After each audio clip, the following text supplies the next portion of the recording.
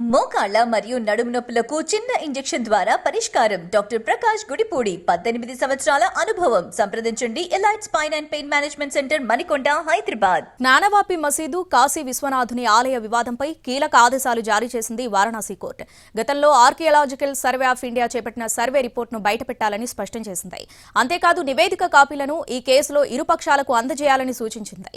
జ్ఞానవాపి కేసులో కీలక పరిణామం చోటు చేసుకుంది.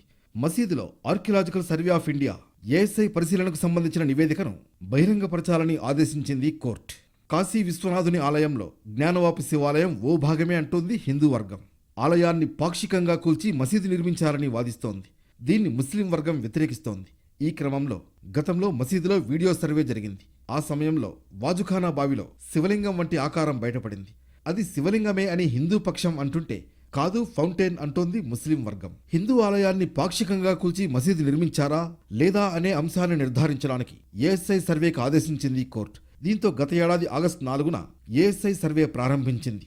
వాజుఖానా ప్రాంతం మినహా మిగతా చోట్ల పరిశీలించింది. మసీదులోని గోడలపై ఉన్న చిహ్నాలు, లోపల గల పలు నిర్మాణాలను పరిశీలించింది. మసీదు పైభాగంలో ఉన్న 3 గుమ్మటాల కొలతలు తీసుకుంది. గత ఏడాది డిసెంబర్ 19న తమ నివేదికను కోర్టుకు సమర్పించింది ఏఎస్ఐ.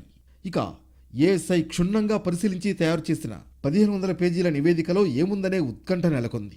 ఈ పరిస్థితుల్లో రిపోర్టును బహిరంగపరచాలని ఆదేశించింది వారణాసి కోర్టు. హిందూ ముస్లిం పక్షాలకు నివేదిక హార్డ్ కాపీలను ఇవ్వాలని స్పష్టం చేసింది.